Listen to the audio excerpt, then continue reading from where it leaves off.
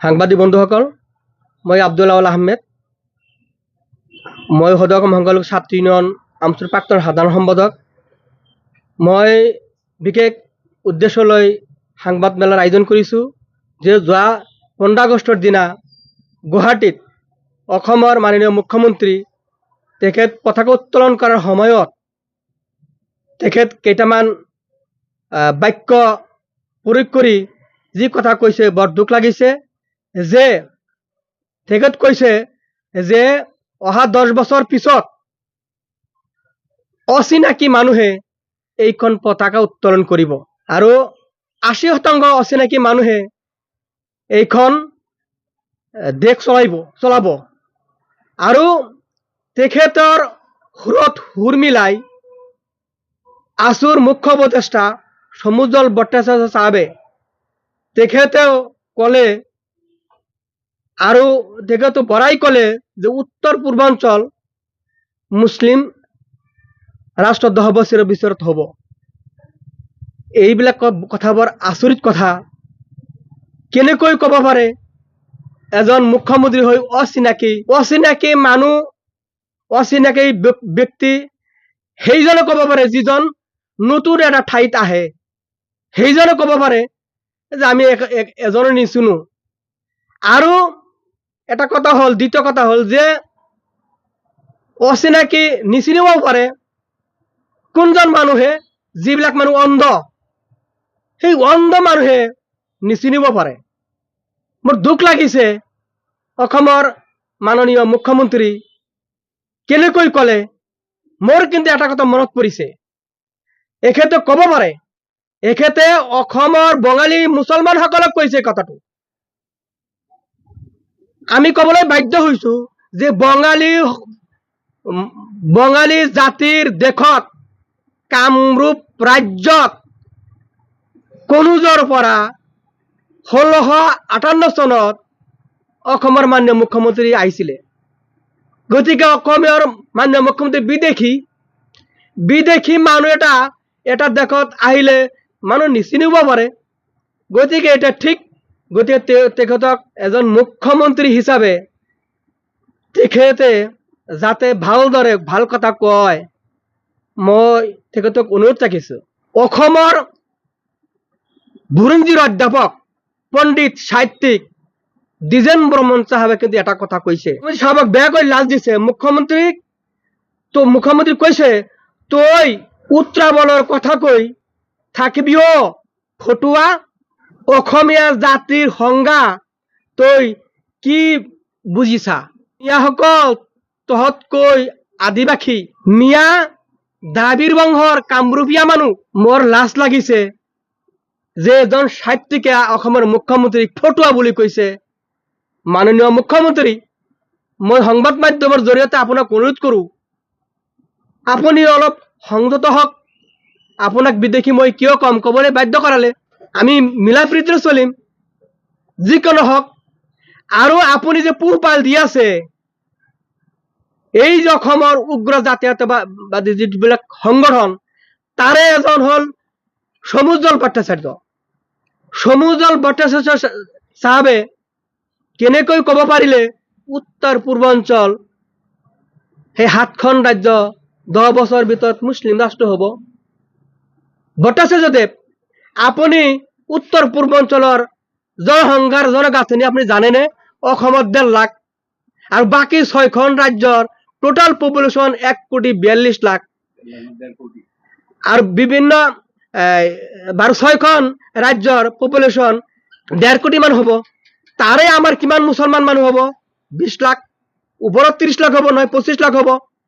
25 লাখ আৰু আমি 1.5 কোটি মুছলমানে টোটাল হও 1,75 লাখ। 1,75 লক্ষ মুছলমান মানুহে কেনেকৈ উত্তৰ পূৰ্বাঞ্চল মুছলমান ৰাষ্ট্ৰ কৰিব? হয়, পাৰিব। মোৰ কথাটা মনত পৰিলে যে গোপীনাথ বৰদলৈ যেতিয়া মুখ্যমন্ত্ৰী আছিল 1950 চনত, আৰু বিমলা প্ৰসাদ চলিহা যেতিয়া মুখ্যমন্ত্ৰী আছিল 62 দশকত, সেই সময়ত কিন্তু প্ৰকৃত ভাৰতীয় নাগৰিকক জোৰ জবৰদস্তি বাংলাদেশক খেদাই পঢ়াইছে। আপুনি যি কথা কৈছে তাৰমানে মুছলমান আৰু হিন্দুৰ মাজত লাগক মুছলমান মানুহক মাৰাৰ যে পাং সেইটো পাতিছে। আপুনি কিন্তু আগত 2005 চনত 6 মেত দিল্লী ত্ৰিপাক্ষিক বৈঠকত আপুনি সিদিনাও কিন্তু কৈছিলে, আপুনি সমুজ্জ্বল ভট্টাচাৰ্যদেৱে কৈছিলে যে অহা 10 বছৰ পিছত অসমৰ ক্ষমতাৰ বাগজুৰি বিদেশীৰ হাতত যাব। কেনেকৈ কৈছিল? আজি কেইবছৰ হ'ল? 10 বছৰত কৈছিল, 10 বছৰ ভিতৰত 2005 চনত কৈছিল, আজি 25 চন, 20 বছৰ আগত আপুনি কৈছিল, আজি লোকে বাস্তৱ ৰূপ দিয়া নাই। এই নাবুত নাচুত কথা আমি ডাঙৰ লিডাৰে কেনেকৈ কয়? সেই সময়ত কিন্তু অসমৰ মাননীয় প্ৰাক্তন মুখ্যমন্ত্ৰী তৰুণ গগৈদেৱে কৈছিল যে নহয়, 10 বছৰ নহয়, 50 বছৰৰ পিছত হ'ব পাৰে। মানে ভয় কিয় আপোনালোকৰ? আপোনালোকৰ ভয় কিহৰ? আপোনালোকে যে বিদেশী, আপোনালোকে যে মান দেশৰ পৰা আহিছে, বিভিন্ন ৰাষ্ট্ৰৰ পৰা কাৰ দেশত আহিছে? বাঙালী ৰজা সমুদ্ৰপাল, কুমাৰ পাল পৃথুৰ ৰাজ্যত আহিছিলে। সেই সময়তো কামৰূপ ৰাজ্য মুছলমান মেজৰিটি আছিল, বাঙালী হিন্দু মেজৰিটি আছিল। কোনখিনি এৰিয়ালৈ আছিল? কাৰ ৰাজ্যত আহিছিল? অলপ চিন্তা কৰিব লাগে। আমিতো আন্দোলন কৰিব লাগে। আমি সেই আন্দোলন আপোনালোকে কৰে, স্বদেশীক বিদেশী বানাই অত্যাচাৰ কৰিব। লাজ চৰম তলত থাকিব লাগে। মই